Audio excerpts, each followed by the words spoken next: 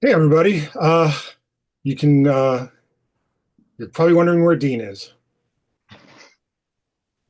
Hello. Jerk. Hi, Vito. Hi, Dean. Uh How's it going? good, great. Uh Before we get started, um Yes. uh how do I introduce this concept to everyone? Uh when we I guess when we first started talking about doing this podcast, there was an element of what if we created something for and on the podcast? Like, what if we had an idea that we kind of developed on the show for the readers to watch as it goes into different stages of development? And what happened was I totally kind of forgot about that. Like, I didn't, I don't want to say that I wasn't cognizant of that idea or anything, but like, I didn't think I had anything for that as of Monday, let's say. And then Monday I went to sleep and I couldn't get rid of this idea in my head. And I talked to Dean about it on Wednesday, yesterday. And I said, hey, like I have this idea. And he's like, why don't we pitch it for the show? And how do you remember this? Not the concept, obviously, but the idea of doing this. Like, how do you remember us bringing it up? Like, Well, first of all, you started to wanted to hash out an idea, and then I was like, wait. So I don't even know what you're talking no, about. I know, but I mean, You're like going to in spring this general, on me. like in But in general. general, I think because we not only have collaborated in the past Mhm. and workshopped ideas in a room or on the phone or through a billion emails or whatever, but with all these shows of creativity, it dawned on me or us that, well, maybe we can also show the process by doing the process if it ever came up, Right. and it wasn't like we're gonna like let's create a superhero character on the show, the next episode. It wasn't like a mandate in that way. Although I do remember the first time I went to Yaddo in 2012, and I knew I was going there for 4 weeks, and I wanted to write like a screenplay or a book or something that wasn't comics, right? Mhm. Because I worked on comics for so many years. And I gave myself my own kind of like caveat, which was, all right, the first night I'm there, I'm going to come up with a comic book idea, and then I'm just going to push it to the side for a month and not do any comics. Mm. And the idea I came up with, well, the prompt was, what if Jack Kirby and Alex Toth got together and created a character, and that character was called the Red Hook? So that's Yeah. interesting in that way, And I did write like a 6-page either script or a plot or something that became the first little story that I did. I remember that. Um, and so, but you and I have not discussed like perimeters or anything, and I have no idea what you're about to spring on me. So let's just get right into it and spring it on you. The idea that I came up with was kind of a. It's funny. Scott Fogg, who is also involved in this idea, he said something in a text. He's like, so it's kind of like It, like Stephen King's book It, and I was like, that's a really good atmospheric way of thinking of it. So that's kind of like part of it, but it's about superheroes. Before And, you get into that, like again, always context. So I've seen the two It movies, Mhm. and I've never read the book. And if you were to describe in a nutshell what it is, so that I understand what Scott Fogg is meaning, and So Scott Fogg is a writer. yes, and the idea behind it, and you can correct me if I'm wrong, internet, is that there's this evil that takes the form of a clown called Pennywise, and it haunts this town called Derry, Maine. And these kids end up beating it, uh, but it comes back when they're adults. So the idea that I had was basically something a little more Lovecraftian, possibly alien than kind of like an evil like a clown or whatever. And it was these five individuals. Four of them were superheroes, and one is a supervillain. And they all kind of band together to banish this evil in 1969. And I have this thing lately where I'm really interested in old, maybe because I'm getting older, but I have this interest in old characters, like whose time has come and gone, and they wonder if they have anything left to contribute to the society at large, their society, meaning like their superhero society or whatever. So this word, this So it's title, autobiographical. yes, yeah, yeah, definitely. So And this also, you're title, reminding me of Unforgiven, but we'll yeah, get to that later. Yeah. sure. And this title called "The Oathbound" just kept coming to me in my like uh, kind of falling asleep stage. And so what I did was I approached Ray Anthony Height, Charlie McKelvey, Matt Major, who's been on the show, Scott Fogg, who we just mentioned, and Dean now, to create one of the five characters that will make up the four heroes and the villain. So with Ray, he is doing a Korean War hero that never got his due, superhero again. Charlie is doing the villain that ends up working with the heroes. Matt came. I gave him a kind of a twist. Instead of the one of the characters that was there, he's doing the legacy character that has inherited this oath. So he's fulfilling his grandfather or whoever's oath. Scott Fogg is doing the leader of the team that swore everyone to secrecy and brings them all together again when the evil returns. I'm going to be taking care of the evil and the story that surrounds it. But Dean, the challenge for you is you're to come up with the strategist who planned the mission and realizes that his calculations were wrong. So Mm. you're looking at kind of a Batman type or a Captain America type, I maybe was just gonna say Captain and Bat. Like, so, or all even right. a Doctor Strange or Doctor Fate for DC. Like something, depending on what kind of strategy they use. That's and again, like you have free reign. It could be man, it could be woman, it could be Caucasian, Asian, whatever. It could be an alien for all. For all. well. So I have a lot of questions, Yeah, no, yeah. which is part of the creative process Now here. let's keep this in mind. There are no answers until we come up with everything. And again, this is all in the nascent stages, but I'm going to answer your questions as much as I can without influencing too much of what you come up with. Right. But for me, like, because I'm being, quote, hired to be part of a writer's room, as it were, Right. to basically be the custodian of one of the protagonists. Um, it's funny because I've been trying to work on an idea for a while now where the log line is, what if it took a supervillain to save the world? Hmm. And again, the whole save the world thing gets a little tired really quick. So Hmm. maybe it's not the world, but the idea is like the person that's supposed to be bad is actually going to be the one that saves us is always interesting to me. Which when you said 4 or 5 heroes and a bad guy, a Hmm. villain, I was like, are they having to ally with, that tends to happen in comic books too, right? Like Hmm. Professor X and the X-Men are fighting Magneto. I say Magneto.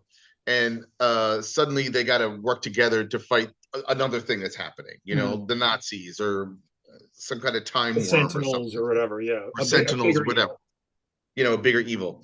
And that happens all. And then once they defeat the bigger evil, then they go back to, yelling at each other, fighting. Yeah. Um, So but one of the things you mentioned that like it sounds like Matt Major is is is in charge of a descendant of a Yes. hero. Is that the Yes. idea? Hmm. To me, that's really interesting. But what's really interesting to me is and why I said Unforgiven and you said about getting older and feeling like what is your worth or Hmm. when you take an oath kind of a thing. I like the idea. I never had a Captain America idea. Hmm. Uh and to equate Captain America and Batman is really funny to me, but you're probably right because they both are super thinkers. They Right. think on their like I remember one time John Byrne said the way he draws Captain America walking, and I noticed this after a while, is that there's always one toe firmly on the ground, ready to spring into action at any moment. Uh, That's how he walks, right? Which is great because like you can yeah. just be waddling around or tiptoeing, whatever. Not Captain America. He's ready to push off of one of those feet. at any given moment. And I Mhm. always thought that said a lot about his character, his physicality. So, but also, he may not be able, Captain America may not be able to quote fix America, but I have a feeling he was probably pretty good at war. Mhm. Like Mhm. good enough, even though with super soldier serum and the shield, he probably had to figure things out pretty quickly and be a captain of sorts, Yeah. Whereas Batman is he really smart, or the machines he works with, are they really smart? I wonder. I mean, he can probably detect something because he's the greatest Dark Knight detective, right? But he also needs to get bamboozled so that he can not always be winning, like that's how you show So he can human think his way frailty out of a problem. and get into a situation where he didn't see that coming, and Mhm. neither did we, Mhm. obviously, because as a reader, you are trying to be Batman or you're trying to be the hero. So sorry this is how I think, Oh yeah, no, so this is the whole point of the exercise on the show. And for the watcher, the listener, we're going to have all of the guys on to discuss their thinking for the characters, not until April. So oh we're cool. going to starting in April, but this is how we're going to start it today, and then in Right. April we're gonna bring in one of the other guys. We can even do like a roundtable show, as Yeah, like that would be fun. I think it's But something. so like to me, what's obviously the villain is super interesting. I don't know why he's a villain. Right. Uh and I don't know if he chooses or they choose to all together work with each other because of something that villain can offer, Mhm. you know. Um but when I'm being and this is the thing, like I don't know enough of the story because to me characters come from story. Like Right. you can come up with a character and then figure out the stories afterwards, but in this case it's like you have a premise already, So something of a premise. yeah, and that's the interesting thing too, is that usually whenever any of us do this, I would say we have that idea already, and as we flesh out the characters, the idea starts taking form, and the story like you said, like the story, the characters inform the story, and it starts Right. coming around, and so that's why I like in coming up with the great evil that they had to stop.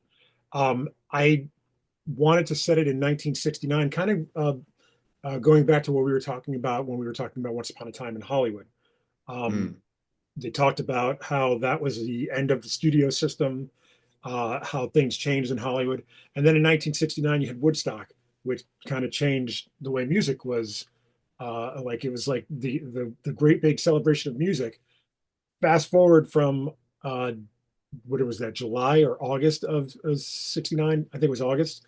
Fast forward to December of 69, you had the Altamont free concert with the Rolling Stones, where the Hells Angels murdered somebody at the concert, and that was termed as the end of the innocence of the mm-hmm. 60s. So Mm-hmm. the idea, the premise of the story is it starts with the moon landing in 1969 as well. Mm, mm. And when the astronauts come back from the moon, they brought something with them, and that is going to manifest itself, and they have to defeat it by Christmas. Not that they have the timeline, but it gets defeated by Christmas, and that's where the past story takes place. But so it's already you're coming up with like little landmark kind of moments to write to, Mhm. but and then the character has to serve the you have to give the character a sense of well not only origin but purpose and desire, and then the obstacles it has to uh deal with, confront, and then get to hopefully the thing that it's desiring. But then what happens often is change. Like how does the character get changed by it? Mhm. And that's another thing that we have for Latitude is it's really hard to change a franchise character because you Yeah, can was it you can play with the toys but you can't break the toys, and sometimes when you yeah. break the toy I've always you said know that like my theory about like playing in other like with characters that don't belong to me, whether they be Marvel or in some cases where I've written especially with Charlie McKelvey, like I've he's given me access to some of his characters, and I've written them. And the idea is that it's someone else's toy, and if you treat it like a toy, like when you were a kid, everything is open in the realm of play. You can play in the sandbox, you can play on the slide, you can play in the yard, or you can play inside. Everything is open, but you have to give that toy back because it's not yours at the end of the day intact.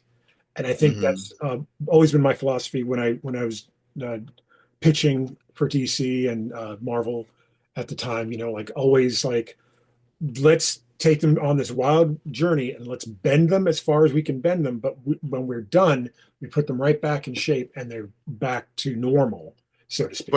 But what's interesting is you could hazard that, we'll just use Spider-Man and Superman and Batman and Captain America and the Hulk and, Wonder Woman.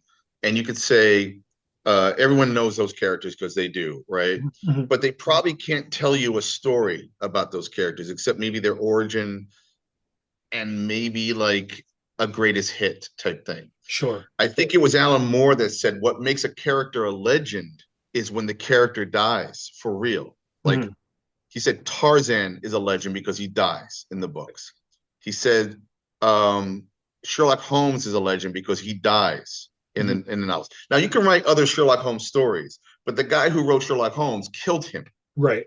Now he's a legend, and there's a legacy, right, of sorts. Um, it's really hard to say that about Spider-Man and Superman because there were stories that were created before you were born, and there's going to be many more stories after you die of Right. these characters. That's why So they're it's really franchised. hard. Yeah, and once in a while, like I just read something tonight on Bleeding Cool that I think Wolverine, there's some big reveal coming up in Wolverine that he might have two dicks or something like that. Like I'm not even kidding.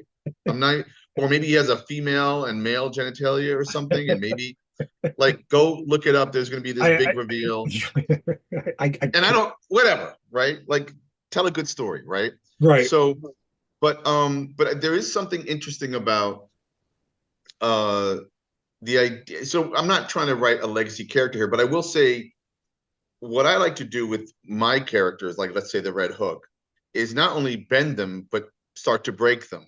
Mhm. Okay. So what happens is, and I think you were alluding to this with Stray, is you could have 50 issues of Stray, you could have 1,000 issues of Stray, but it sounds like you want to write the ending of Stray Oh, I at know. some point. And the thing is, when I came up with Stray, I knew what the ending would be. Um, Right. like I knew what the last story would be, and it was based on a dream, some would say nightmare, that I had sometime after my father died. Um, Wow. Okay. and it was a very powerful dream, and it had to do with time travel, which is one of my favorite. Some would say crutches, is storytelling Mm-hmm. crutches, but it's one of my Mm-hmm. favorite storytelling uh, like conceits. Like Mm-hmm. what's the trope, I guess, is Mm-hmm. probably a better way to put it. And Mm-hmm. I've always enjoyed time travel stories. Like I mentioned on the show, Voyagers was one of my favorite shows growing up. Mm-hmm. I always felt a kinship to older things as I grew. There was a point in my life where I wanted to be as funny as Groucho Marx, and I wanted to dance like Gene Kelly. And Mm-hmm. I was born in '73. They're like Groucho Marx and Gene Kelly weren't dead yet, but they weren't in their prime. So what am I responding to? Mm-hmm. Like, what is it that I saw in something old and wanted to be like? Um, Mm-hmm. I wanted to play like Duke Ellington, which I can't play an instrument very well at all. Right. But like Right. those are my things. And then I mentioned on another uh, episode that maybe even the same episode I was talking about Voyagers, that the death of Marilyn Monroe really affected me when I found out about it. And Mm. my first time travel story that I had come up with in my head, which I think Mark Evanier and Dan Spiegel did in Crossfire, I think was their or I forget the name of their characters, Cross something. And they did a story where somebody, rescues Marilyn Monroe, from being Mm. Oh, kind of like murdered. what Tarantino did with Sharon Tate. Sharon Tate. Yeah, and so that was my Spoiler.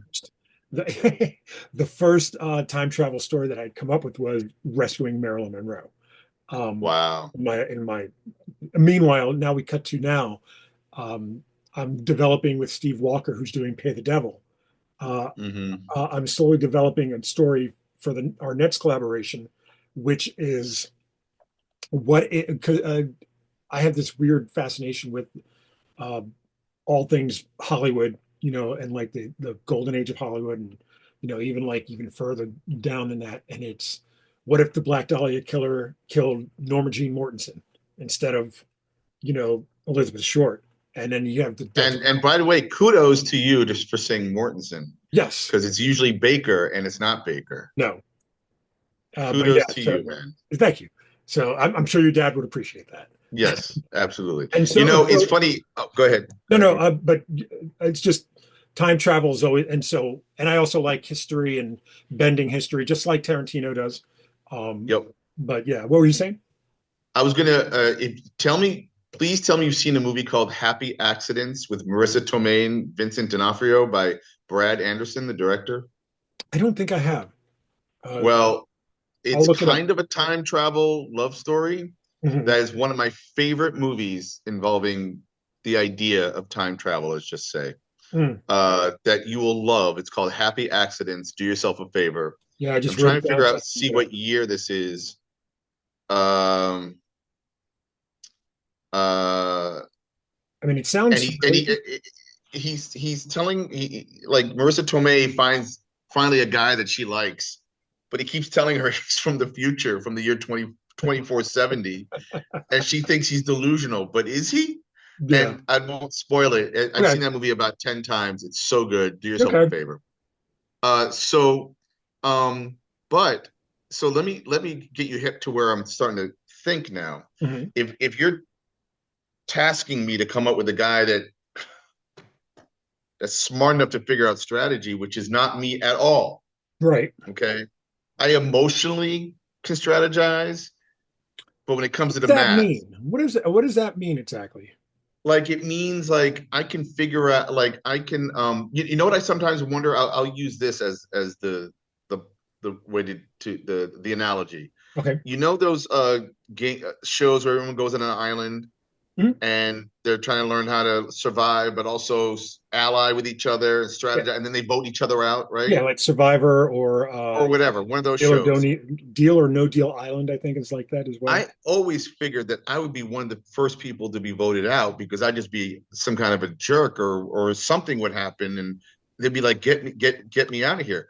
The older I get, I start to wonder, would I be the winner of one of those things? Because it does take a certain personality to like get everybody to like you in a room or Mm. to listen to what you have to say and create an argument, but also to be what do you call it? Democratic, to be mayoral, Mhm. and so a politician. I do not consider myself a politician, but over the years, I've realized I have gathered groups of people to do things that they probably wouldn't have done on their own, you Right. know, and in a positive way. So I think that there is some kind of emotional core or some kind of potential leadership qualities that I have buried or never really fomented because I'm either shy, believe it or not, or I didn't think I had the skill set or ability, or maybe even the desire, It's funny So because I've always associated or not associated, but I've always empathized and recognized in myself how much I care and like sidekicks, which is basically mm, what Stray is. Um, in very many ways, I'm sure a lot of people would say that I'm your sidekick.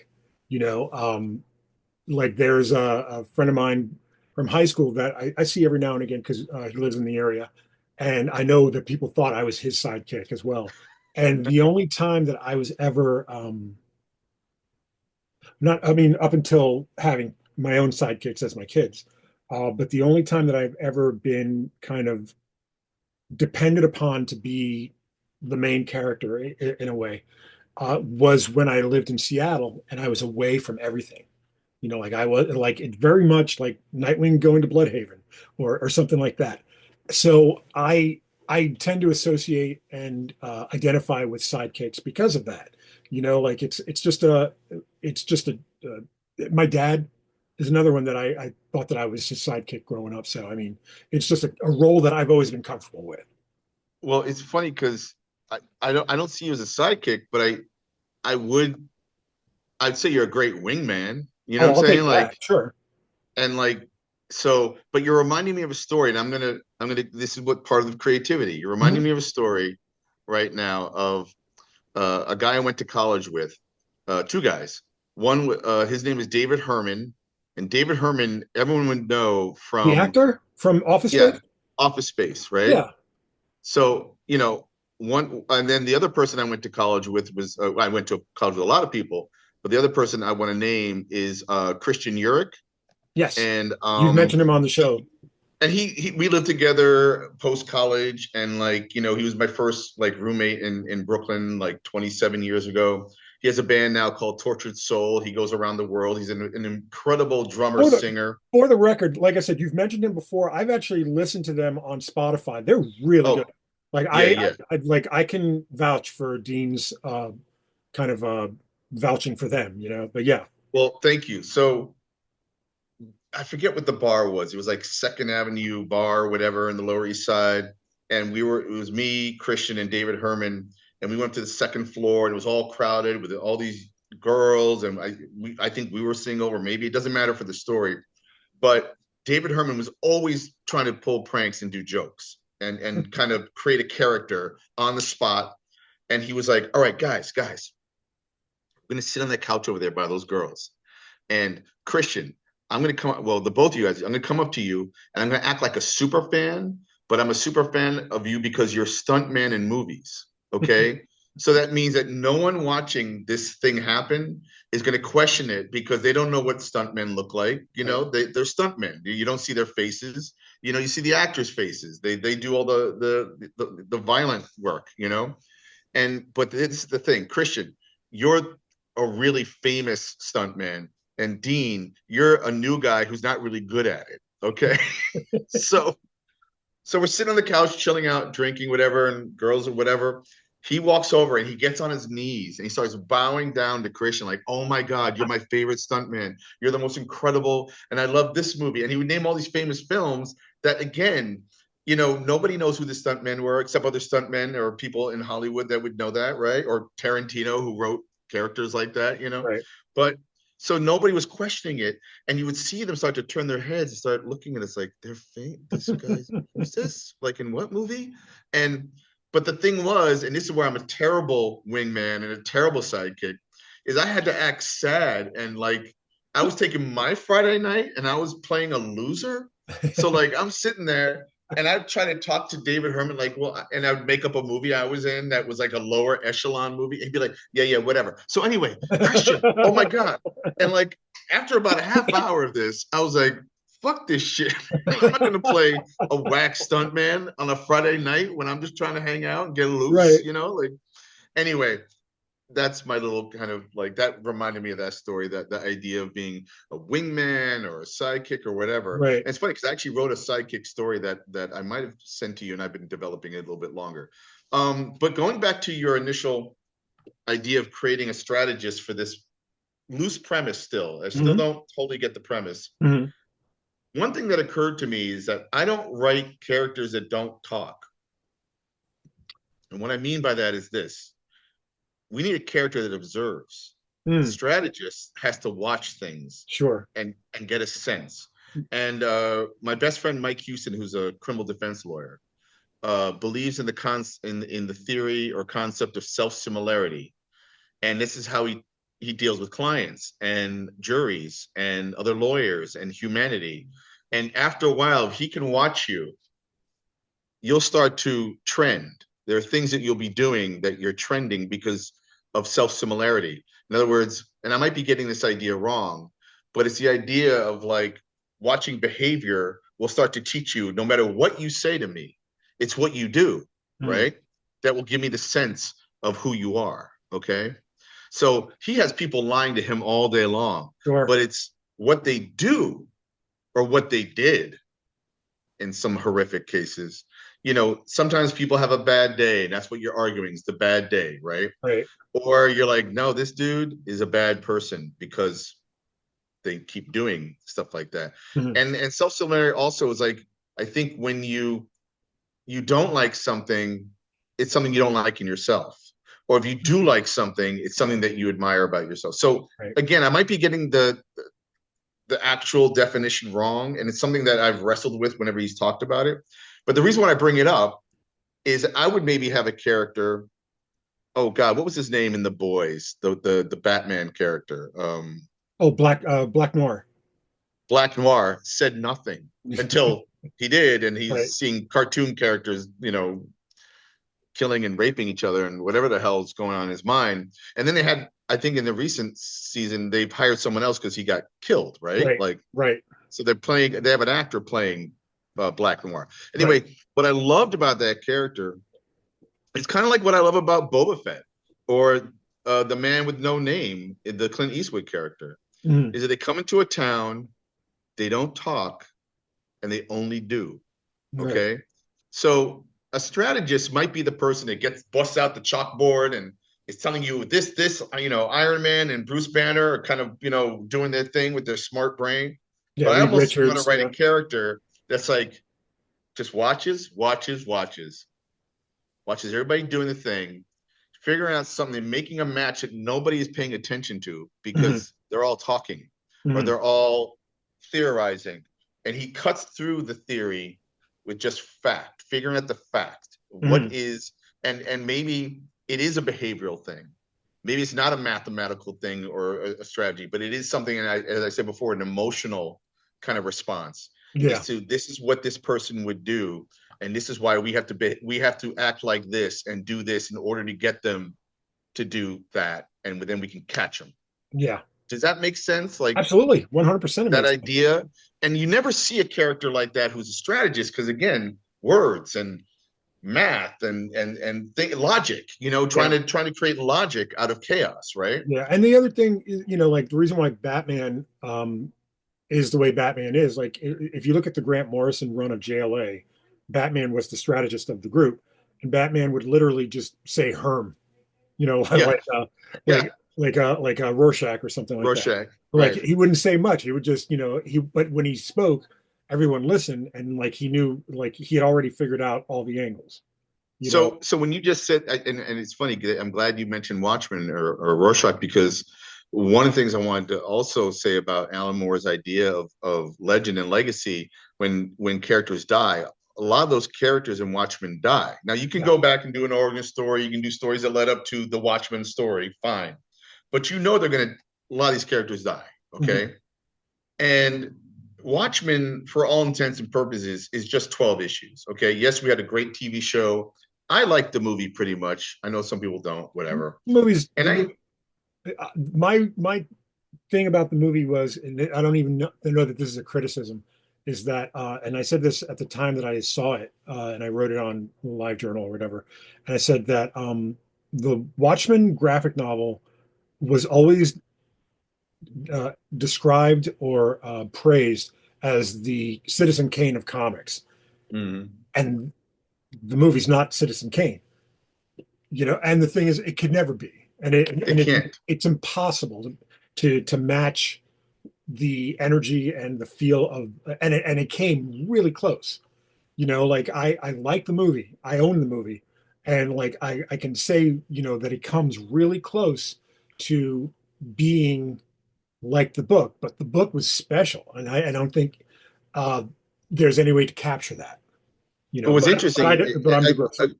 Agreed. And what's interesting about the 12 issues, let's just say, of that story is people continue to talk about 12 issues of comics and the power of those characters. And when some of them are dead, probably more than they would talk about a Spider-Man or a Superman story. I see what you mean. Yeah. Okay. They'll talk about Spider-Man, the character, but they're not really talking about, okay, Gwen Stacy died, but then she came back and the Green Goblin and then all the other great characters. And, ultimately it comes down to how his greediness allowed, not allowed, but, his Uncle Ben got killed because he wouldn't stop a criminal. And it doesn't mean that every criminal you ever stop is going to stop Aunt May from getting killed. You know what I'm saying? Like, Well, but that's the thing. Like people don't remember. People probably couldn't recall a Spider-Man story, but they do recall with great power comes great responsibility. right, right. So it becomes a case of character over story, whereas Watchmen is both, but you remember the story for sure. Right. You know? We have to stop for 1 second. I have to bring Yep. in a special guest. Yes. Okay. Who, me? Yes. Yes, you couldn't be. Then who? Number two stole the cookie from the cookie jar. Yeah. Tell everyone who you are. I'm James, and this is Dad. This is my son, I have James. to stand on my knees on a chair because I'm too short. James, what's funny is He's standing. it's okay. No one notices. We're just talking. And this We're might talking heads. Yeah. We're just Can you talking face the heads. camera to us. Well, it is on us because we're talking. You just can't see it until the video is done. So, yeah, it switches. Like if Dean, now watch. If Dean talks, whenever we watch this on YouTube, Dean, say something. Something. It'll switch to Dean, but you won't see that right now. So, I wanted to bring James in for a second, only because I also have a YouTube channel. he does, but we're gonna get to that. What? Yes. Oh yeah, and please subscribe. Okay, we're gonna get to that in a second. Please. When I decided I wanted to do a podcast, I wanted to actually do something called phone calls with my son, basically. And it was going to be, and I think I mentioned this to you at one point, Dean. It was going to be fake conversations with my future son, James, as an adult. Oh, wow. But James would be played by men, women, whoever, like they would be on the other end of the phone and we would have an imaginary improvised conversation based on something, like just like it was like the Sunday conversation. Big sausage dog. And I might still do that at some point. Like I think that there's some merit to that, and I really appreciate improvised comedy and improvised, drama even. But I wanted to bring him in because he's very instrumental in a lot of this that I'm doing. So tell everyone about your YouTube channel. What do you do on it? So sometimes I play games, sometimes I just make random videos. I had a Super Smash Bros. Video, but I'm probably gonna just delete it because it looks weird. Now, what is Super Smash Bros. For people that don't know? Like a Nintendo fighting game with like Mario and other Nintendo characters, right? Yeah, like you can just have Mario fighting Pikachu. You could have like Minecraft Steve fighting Pikachu in the Mushroom Kingdom, throwing a Pokeball at each other. So are people watching you play a game, or you're Yes. watching people play a game? He's playing a game. He's filming himself playing a game. Yeah, but I filmed it on a phone and it looked kind of weird, so I'm gonna delete it. Not the channel, like the video, but So what is the name of your channel? Meatball Man. I decided because when I first ever thought of having it when I was like 3, I wore this little meatball hat. It's Meatwad from Aqua Teen Hunger Force, and it looks like a meatball on your head. So he's Meatball Man. I thought I was Meatball Man, but okay. And plus my hair looks like a meatball too. Yeah, there you go. So I'll be sure to put your link in our show notes, okay? It is. Well, thanks for sharing there, James. Is there anything else you want to say? Do you want to ask Dean a question? No. No? Do you want to ask Dean what video games he plays? Yeah. Well, awesome. Oh my God. The last time I played video games was Atari and Super Nintendo. So, like Donkey Kong type stuff. Good but Donkey Kong's also in Super Smash Bros. Yes. You can. Oh, okay. Well, there's a bunch of different costumes for him too. And that's cool. So at I'm the cool. start, he's automatically unlocked. So you can play with him right out the gate. Yeah, unlike other characters like Luigi, Pac-Man, Sonic. You have to So unlock. let me ask you, James and Vito, because I actually got a text from Josh Neufeld. Oh, yay. Told me about something really interesting. I'm trying to find it right now. Hold on one second. I'm looking through my phone. Where's Josh? Come on, Josh. Maybe I have to go to like pretend to text him and then it'll pop up. Okay, here we go. So he sent me something. Okay, have you heard of something? You know the game Grand Theft Auto, right? Yeah. Have you heard of Heard of something it. called James? You've heard of it? I've heard of it. Okay, I don't know if you're the right age to play it. I've never played it. He's never played it. Yeah. But I just heard of the name. you heard of it. Yeah. So there's a movie out, I think it's a documentary or something called Grand Theft Hamlet. Have you heard of this? No. Where I think what they've done is they've somehow figured out how to do Hamlet through Grand Theft Auto, and apparently it's super emotional and really cool and kind of amazing.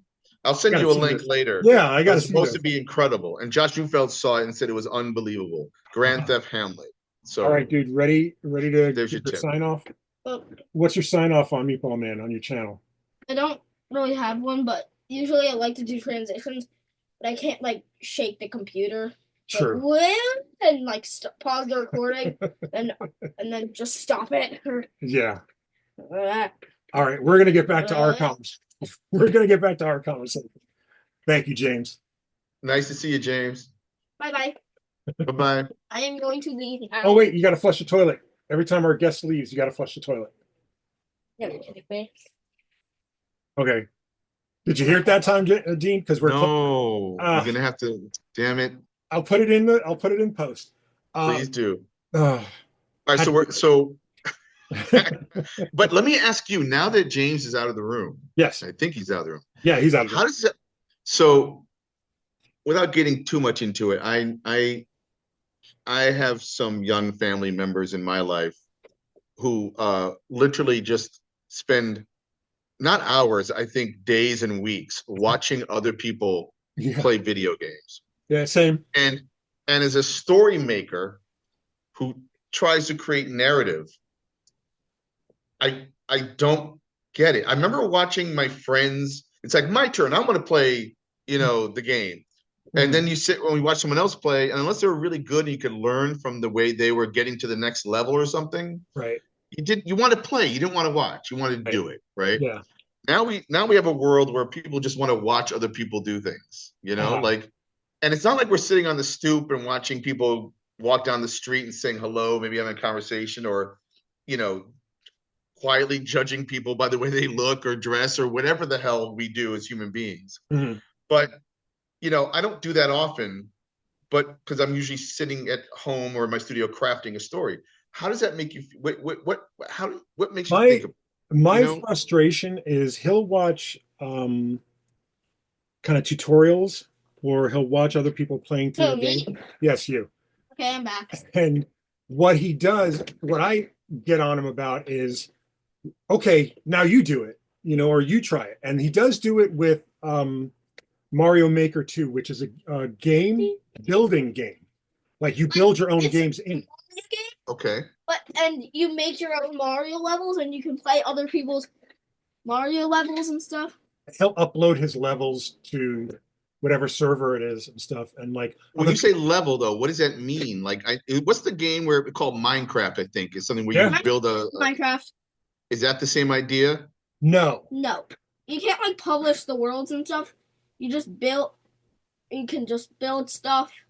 Creative mode. In Minecraft. Survival mode. You have to survive and stuff. You can also build still. But in Mario Maker, you're literally like a video game developer. And you're taking the kids made it because they thought how they made the game, like Mario World, Super Mario Bros., was so fun that they decided to make it into its own game.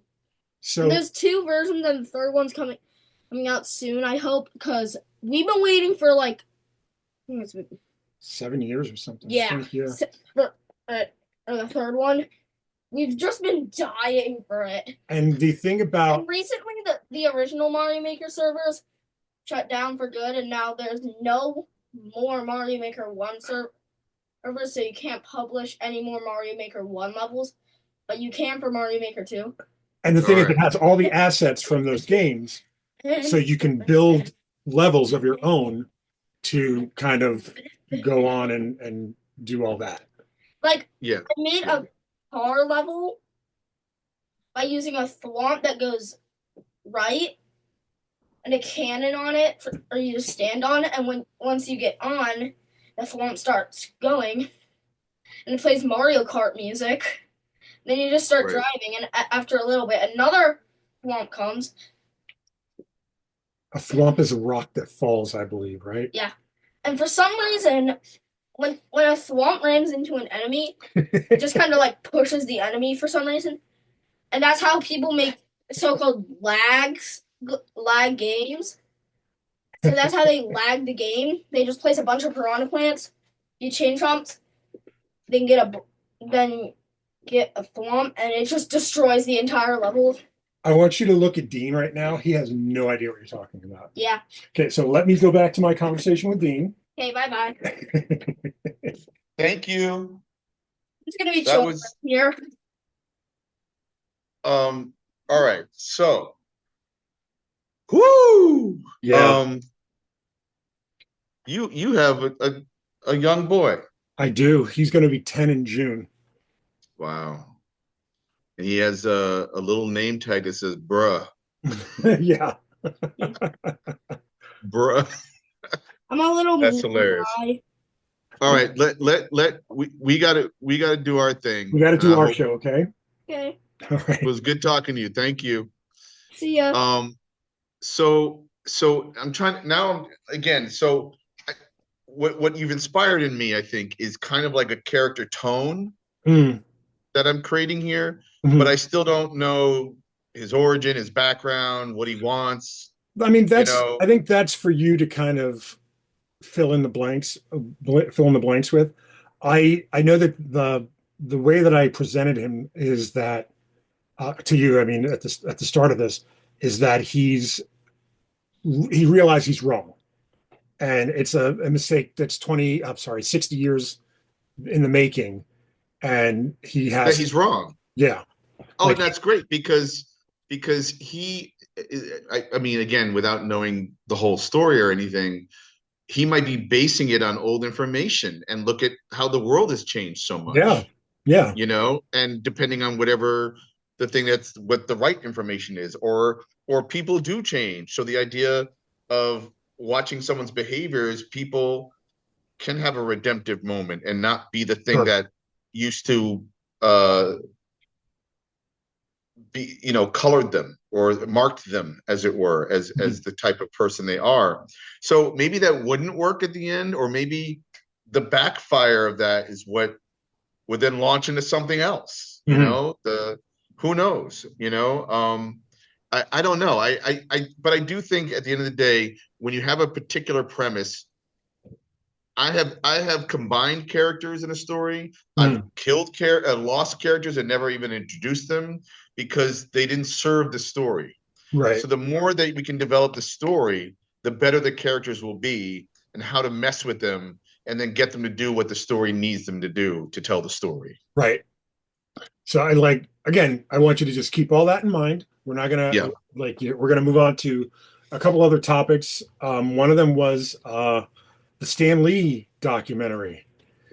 Right. And I have a couple Oh, of potential topics as well. So if you want, do you want to describe what was I launched don't know this week? how to. This so there is a filmmaker who is I don't even know how much of a filmmaker he actually is, but he's was an assistant for Stan Lee towards the end of his life, and he was witness to a lot of really crappy, really awful things, and some of it is on camera, and it is not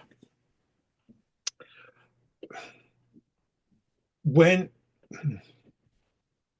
there's a not a movement, but there's this thing as you were a kid and you heard Stanley's name, you kind of ran and you were like, oh my God, I can't wait. Stanley's, like on TV or it's Stan Lee's voice before the Amazing Spider-Man cartoon, and he became synonymous, and that by design almost synonymous with Marvel Comics.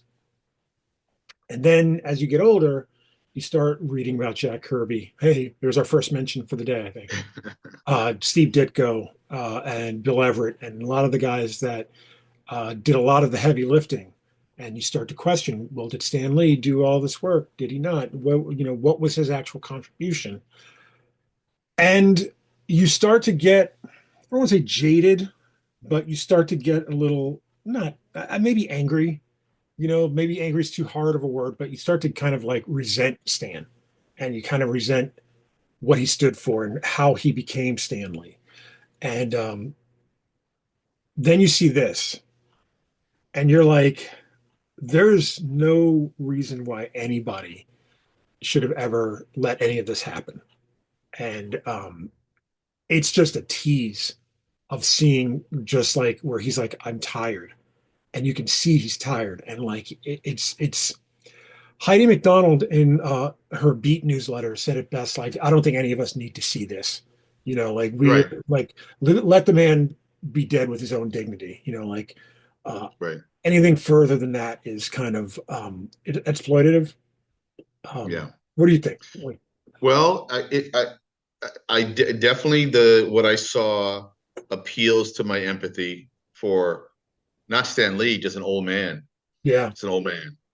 who But just in happens to be some family. Yeah, happens to be Stan Lee, who like that was one way of making income is the way he was exploited, but he also probably made his own bed in some ways because he also was touting this character called Stan Lee. His name is yeah, not Stan Lee, it's Stanley Lieber, yeah. Jack Kirby is Jakob Kurtzenberg or whatever, Personally, yeah. And so like in some ways it's like, why don't you just let the guy become an old man? But I don't think he would have let himself become a retired old man, sure. either. Yeah, I mean, So there's what do that. you do if you're not writing and creating comics or whatever? You're probably signing merchandise, okay? And you're probably working with people who get a cut of that signing of that merchandise, and then after a while they start to exploit you because you're an old man, and his wife is dead, the love of his life, and he almost probably feels like, what am I even doing here anymore? Right. Like, what am I doing? And I remember seeing him at Baltimore Comic Con, and I had met him twice. Okay, one time was in San Diego Comic Con where I was walking down the street and there was outdoor whatever restaurant situation, and there's Stan Lee Hmm. eating dinner with some guy, and I had to stop and like meet him, shake his hand, and thank him for the Fantastic Four. And he was really nice. And I kept walking. I was like, oh my God, I met Stan Lee. And then I had an opportunity to draw a one-page Stan Lee story for this project. And then when he was at Baltimore Comic Con, I believe the last time he was there, and he presented, or before he presented, I went up to his table. I got a picture with him. I talked to him candidly. I was like, so do you read comics anymore? Like, what do you read? He goes, I don't read these comics. I haven't read these comics since the 70s. Like, he was like pretty candid. And I was like, oh my God, what are you talking about? What do you mean you don't know? Kind of a thing. And it was really cool. And then he came on stage and he was the Stanley we all know, right? And love. And I remember he left the stage, and I think I went to go to the bathroom, and I noticed, and this was like many years before this documentary or these last 4 years that this documentary covers. I remember him like hunched over with two, not henchmen, but protectors, let's call them, or something. Hmm. He was hunched over and he was inhaling and exhaling like he was about to die. Oh, And I realized he put everything into that 5 to 10 minutes on stage yeah. and was paying for it physically, Hmm. like, and so I had gotten wind, as it were, of the frailty of Stan Lee, Yeah. this God. And I wasn't prepared to see that. And now that I've gotten older, I just see it everywhere, and then I start to feel it myself. So I'm really conflicted because I'm not conflicted by um well, I mean, I don't know, we need this documentary, number one.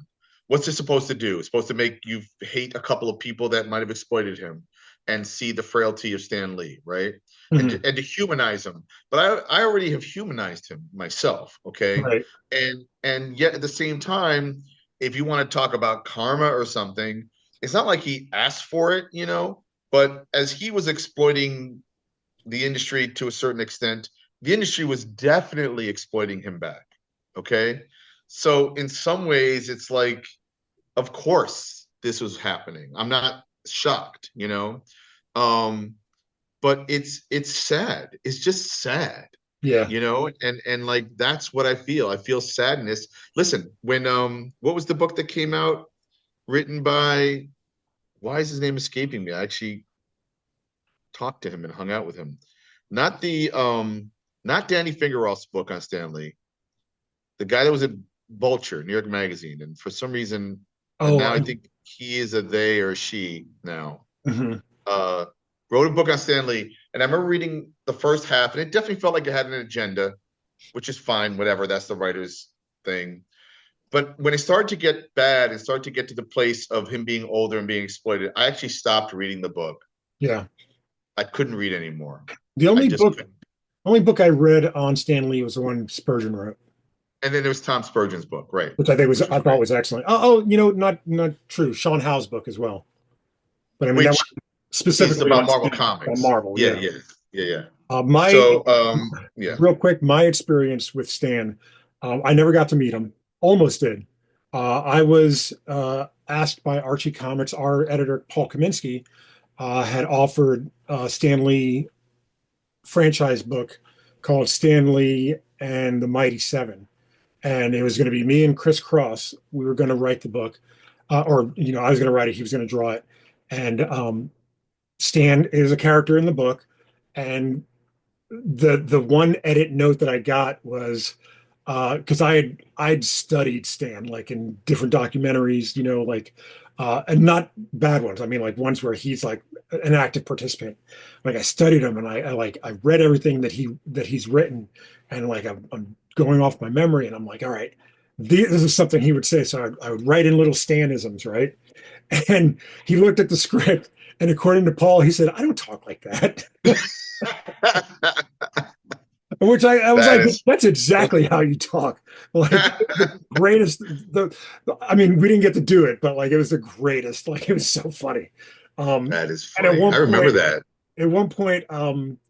in the story, like we had plotted out not 50 issues, but like about I think we plotted out a year, maybe even a little bit more than that. We plotted out a couple different arcs, and one of the arcs was uh, basically so Stan's a main character in the book, and we were going to get metatextual with it. And I was going to be a character, and so was Chris Cross. And Chris Cross, if anybody's ever met him, super tall guy. He's like 6'6", 6'7", and so his face, his head would never be in frame in the panel. So like you would always just see me and then like this chest.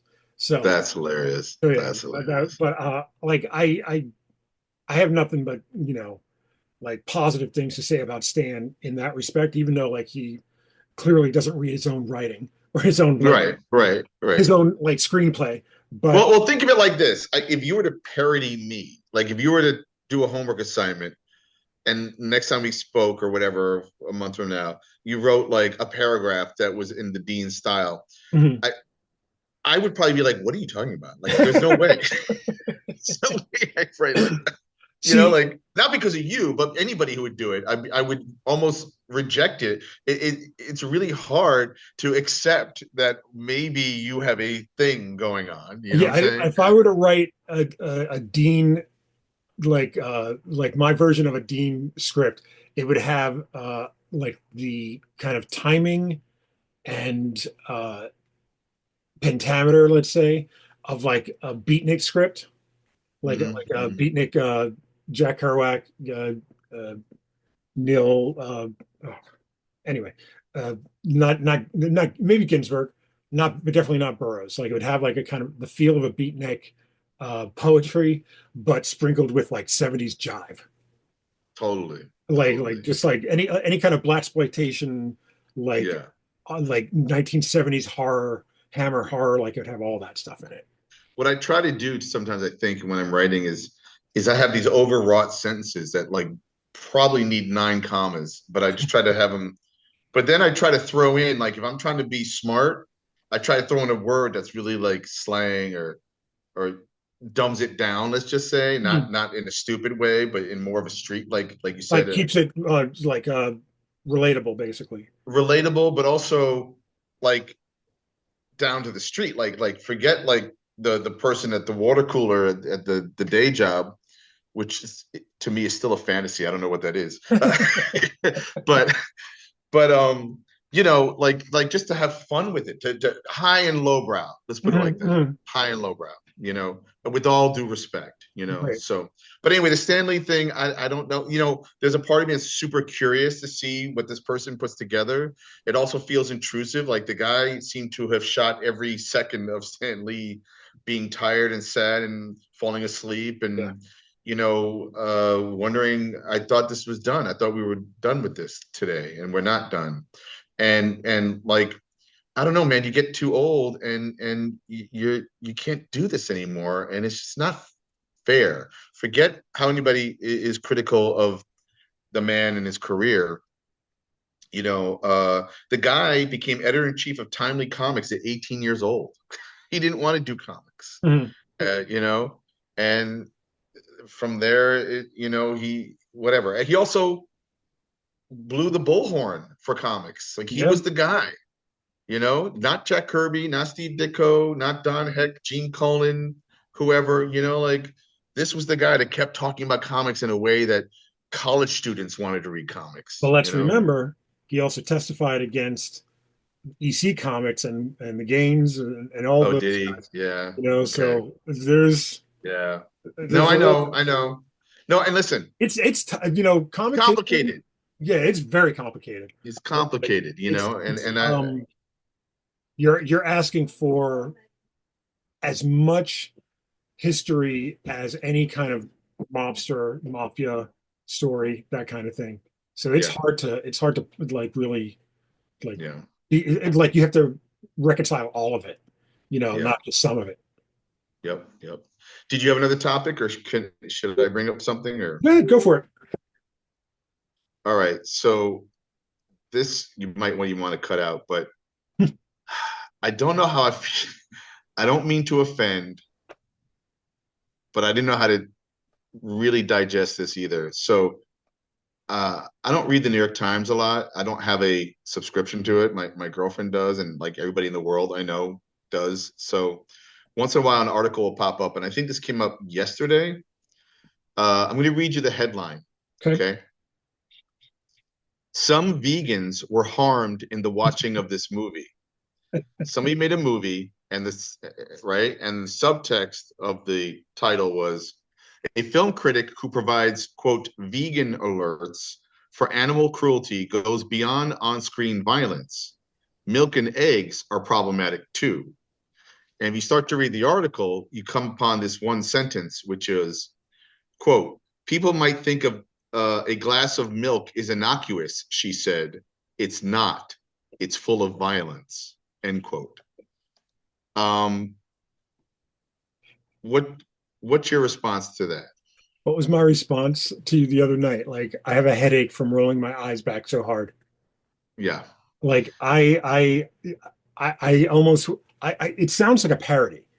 Is like, right. like back Like when an I onion first saw article it. or something. Yeah, Yeah, yeah. And like, it sounds like something that like they put on the last page of the New Yorker or whatever magazine it is. Like there's always like that satire page.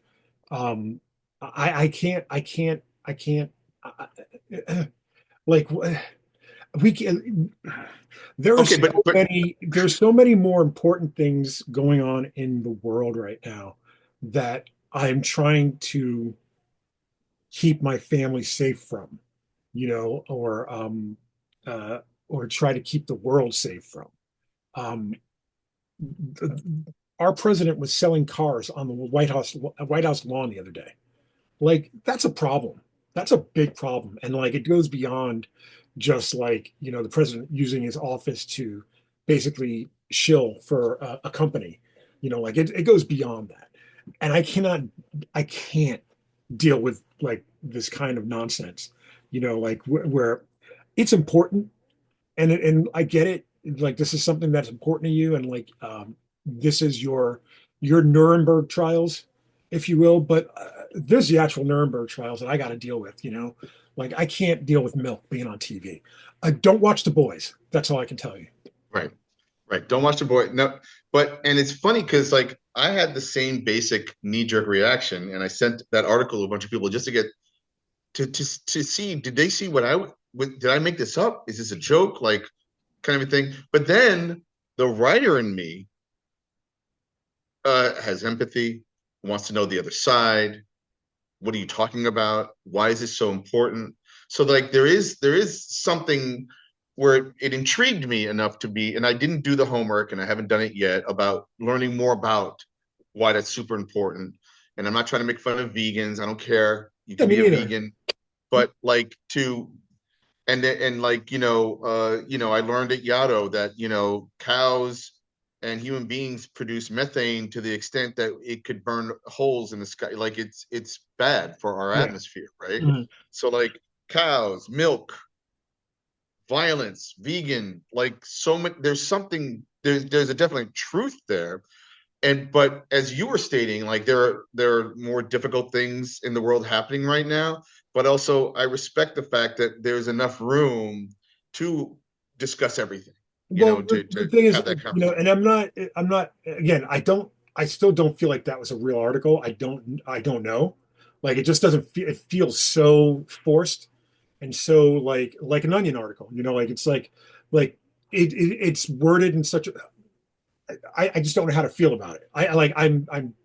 But the thing is, if I were to prioritize all of the injustices in this world that are happening today, right now, that would be so low right now because there's so many more. And it's not that it's not important, it's just we need to win different battles first. Farmers are going to lose their job, like their farms, like in Yeah, a very real way. There, you've won that one. I guess you can have that one. yeah, But like, yeah, these are people that are, we're counting on for different things. yeah, Maybe you don't like, okay, you don't agree with Milk. That's great. I'm glad you live in a country where you can express that, yeah. but I gotta focus on something a little bit more pressing right now. I I got remember a neighbor down the block, Lena. Great, great. Oh, you remember Lena? Kessler. Yeah. She lives in New York again. No, no, no. I don't remember where she is right now. I don't think she's in New York, Okay. but she was a neighbor down the block Yes. and super vegetarian. I don't Yes. think she was vegan, but she might have been.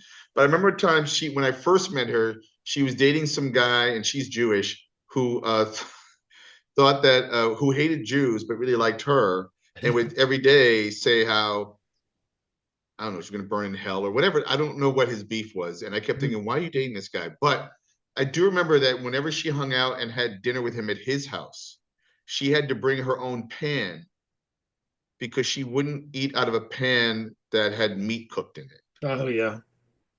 Um, and that was the first time I ever confronted a human being that was really strict about certain things. Listen, I don't like mushrooms in my food. I don't like dried fruit like raisins in my food. And if you said to me, "Hey, Dean, I'm going to make you dinner tonight," some people just say thank you and we will have dinner and I will politely eat whatever you serve me. But I'm the kind of guy that's like, that's great, Vito. I don't like mushrooms. I don't really eat fish, and I don't want raisins in my food. Can I tell you? Can I tell you a funny story about Lena? Uh, Please. uh, I don't know that I can say that we dated, but we went on a couple of dates. Mm-hmm. And one of the dates was to an Ethiopian restaurant where it was mostly non-meat, like foods, um, Sponges.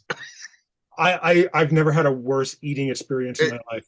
I hate eating and Uh, gruel, like sponges it and was, like and like what's funny is like it's like the opposite of that other guy.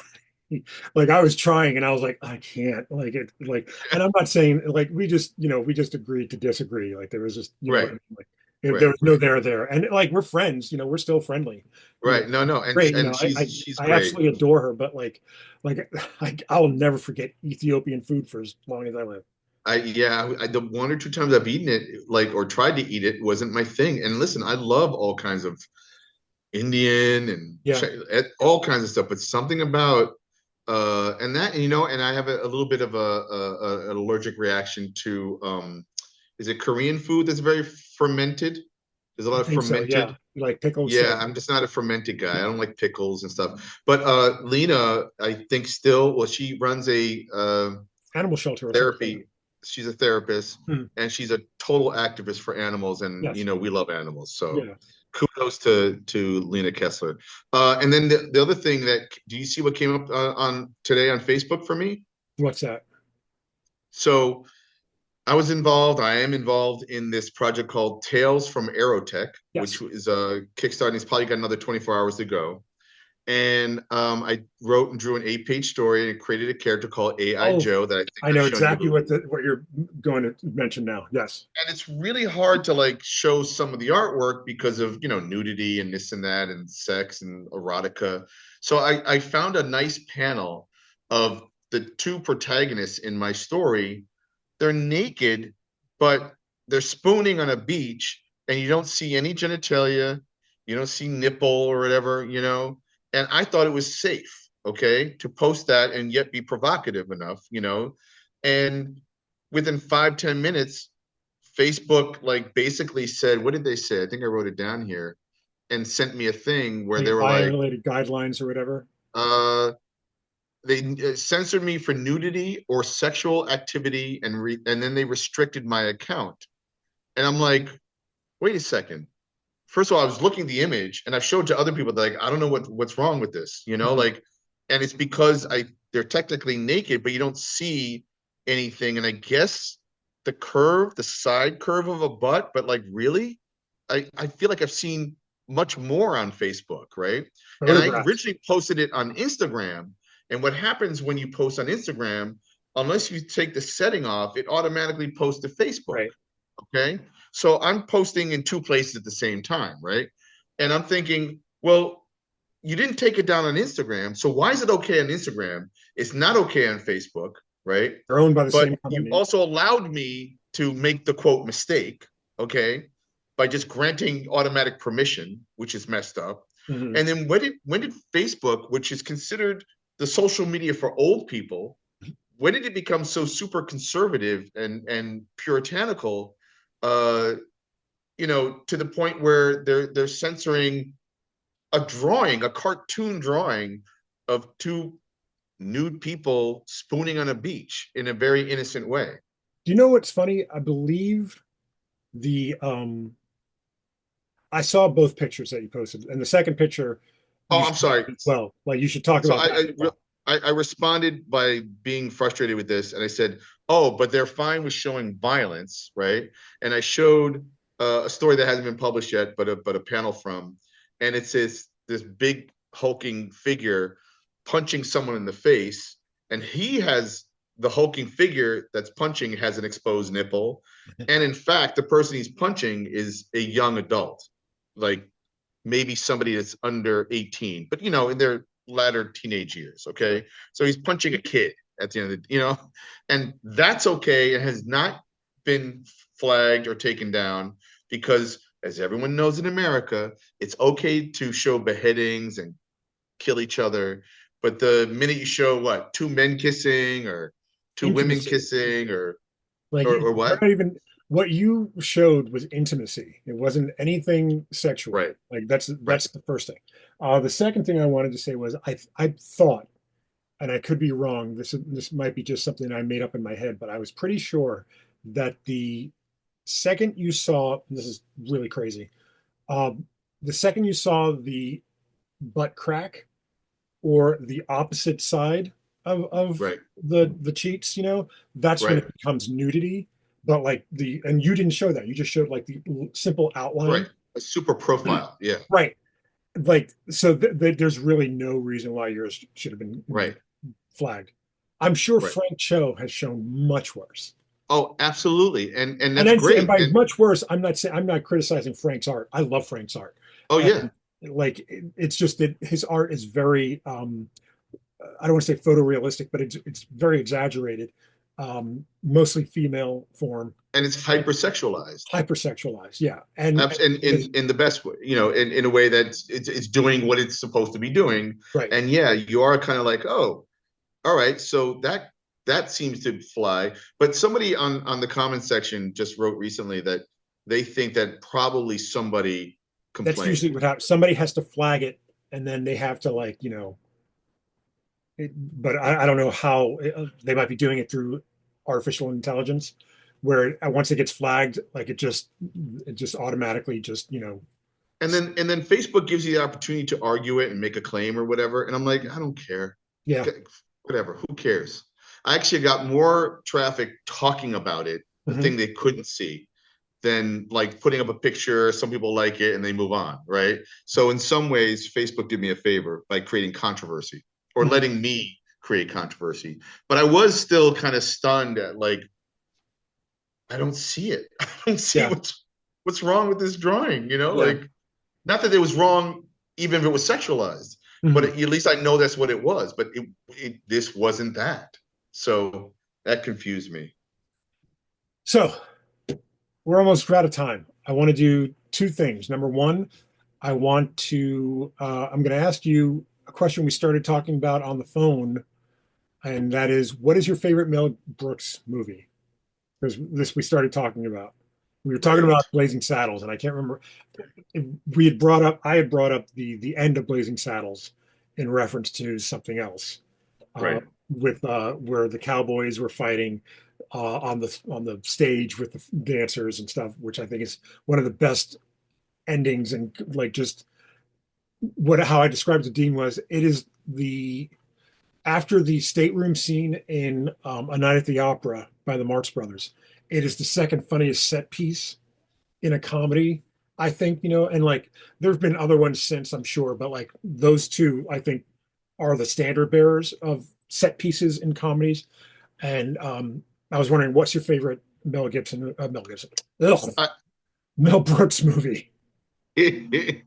Although I did see Mel Gibson in a recent film that I really liked him in, called Dragged Across Concrete. Oh, I'm sure. I'm surprised it wasn't called Triumph of Will. And it co-stars Vince Vaughn, and it's written and directed by a filmmaker I love named either Craig S. Zoller or S. Craig Zoller. It might be. Oh, I know who you're talking about. Yeah. Who did Bone Tomahawk and Brawl and Cell Block 99, which I think has Vince Vaughn in as well, right? Yes, starring him. Yeah. So I love Blazing Saddles, but the producers. See, mine is one of the best movies ever made. Mine is Young Frankenstein, only because I think that was the first one I saw. Like I always default to that because it's my favorite, because it's got, like I said at the beginning, I've always been a fan of stuff that was older than me. So I was always a fan of Universal monster movies. So it's got that. It's in black and white. It's stupid and silly. And Terry Garr's in it. Madeline Kahn. It's like a perfect storm of right. And that's not taking away anything from Blazing Saddles. I think Blazing Saddles is High Anxiety is one that I don't get to see enough, that I remember enjoying a lot as a kid too. Have you seen The Producers? Yeah. The first 45 minutes, the whole setup of that movie, when Gene Wilder comes in and starts to express anxiety with his blue blanket, is unbelievable. Never been done since. I mean, the premise is wild. It's not as wild as, say, a Black Cowboy, right. But it's pretty. It's like the idea of doing a musical about Hitler is absolutely audacious. And to put a hat on a hat, let's call it. When you said a Black Cowboy, you're talking about the actor in Blazing Saddles who takes himself hostage, and he's going to shoot the black guy. The black guy takes himself a shot. He's going to, and all the white cowboys are like, no, don't do it. Like, it's so subversive and insane. That scene. Yeah. The thing with The Producers doesn't, not that it falls apart, but it has such a great setup that when the thing that's supposed to fail starts to profit, the idea starts to kind of get thin after Mhm. that, you know. Mhm. But it's such an incredibly directed, acted movie. But yeah, also Young Frankenstein is probably my first Mel Brooks, although it could have been Blazing Saddles. But anyway, Mhm. yeah. So yeah, cheers to So Mel Brooks. one last thing, I wanted to share something with you. Going back to our original discussion about Oathbound, um, like I said, I started reaching out to other creators, and I wanted to, I didn't expect any kind of answer. That's my son. I didn't expect an answer or a response as quickly as this, but Matt Major sent me this guy. And this, you can see it says Luminary, Yeah. Mike Ritter. This is the legacy character that Matt came up with. Oh, that's cool. I like how streamlined it is. Yeah, It's very, almost Patrick McGowan in The Prisoner. yeah. It's almost like you took Captain America and Bucky and Patrick McGowan's The Prisoner character and Mm, created and it also he looks like Matt Major, it kind of does. It sort of, does. you know. Here's a funny thing about this character that goes back to our discussion with Matt. Matt was a big fan of Starman by James Robinson and Tony Harris. Luminary. Mm-hmm. Luminary it got stars on his arm. He's got a cosmic rod almost, like Mm-hmm. looks like a Mm-hmm. policeman's baton, but it's, like got light on it like a Starman. Mm-hmm. Then Matt sent me an email today or a text today, and he goes, "Did you get the name? Like, did you get the inside reference on the name?" I was like, "What do you mean?" He goes, "Ritter is um, a I don't want to say Americanization, but like it's a derivative of the name Ryder, Ryder, which means knight. So Jack Knight. Oh, So he's so like, for listeners, the character's code name, superhero name is Luminary, mhm, but his real name is Mike Ritter. mhm. Okay, and of course, I was thinking John Ritter. Well, what's funny is when he said Ryder and Knight, I was like, oh, Michael Knight from Knight Rider. Mm, And he goes, no, but that's another good one. Like that's a yeah, good point. totally, But yeah, totally. so I just wanted to share that with you guys. Wow, that's cool. It's funny because you guys are always coming up with new ideas, and when you get time to write and draw these I don't, stories. there's in a very, my wife just decided, she just went, huh, like, because she agrees with you. Um, there's, a couple of years ago, I did this 30 characters in 30 days challenge. And Hmm. it was just coming up with characters for, one a day. And after it was done, I decided I'm going to keep doing it until I get to 100. So I got 100 out of it. And then what I did was I put them all in the Creative Commons. I put them in the public domain so that anybody could use them. And I think at some point I'll probably do the same thing for a lot of these characters. Mm. I don't, not this because this isn't technically my character, but like some of these ideas I might just put out there just for anybody to use. But it sounds like maybe you should be a game writer or writing games where you create characters, you give them just enough of who they are, and then you put them in situations where someone else can control their Mhm. behavior, Yeah, right? that So, there's a possibility of that happening at some point. Yeah, huh, I've been toying with the idea of a Stray video game where you get to decide because, as I've said from the beginning, like Stray is about a guy who has a choice of the person that he wants to be. He can be his father. He can be the sidekick again. Like just be the Rottweiler, or he can be mm, something different, something new. And like the idea that I right, have for a Stray video game is, all right, well, what if you did get to choose one of those branches, one of those other branches? Like right, choosing right. Stray being Stray, since that's in the comic, you get to choose one of the Hmm. other two. So, It's funny. I was just thinking right now. I was just looking up right now if there's ever been a character named this. You know how I was saying how this character, which may just be tossed out the window after this conversation, the idea that he listens mhm. to strategize, and you know, um, my good friend Larry O'Neill. loves to play games, but the kind of games he likes to play is more strategy based, more Mhm. math based. And I like code names or decrypto and Yeah, yeah. name that games that involve words and like um, trying to pull the wool in that way over each other's eyes. And I was just thinking, is there a character named Poker Face? I don't I know. know the TV show, Yeah, but the maybe Natasha Lyonne one. yeah, but maybe this character's working title could be Poker Face because he's not tipping his hand Hmm. while observing everybody else at the table. Well, there you go, people. You didn't think we would come up with something before the end of the show, but we did. All right, let's table it for now, and then next week we're going to have. We were supposed to have our guest this week. We're going to have our guest next week, and we're really looking forward to that. So until then, yay yay! Yay, yay. Good night, Dean. Good night, Vito.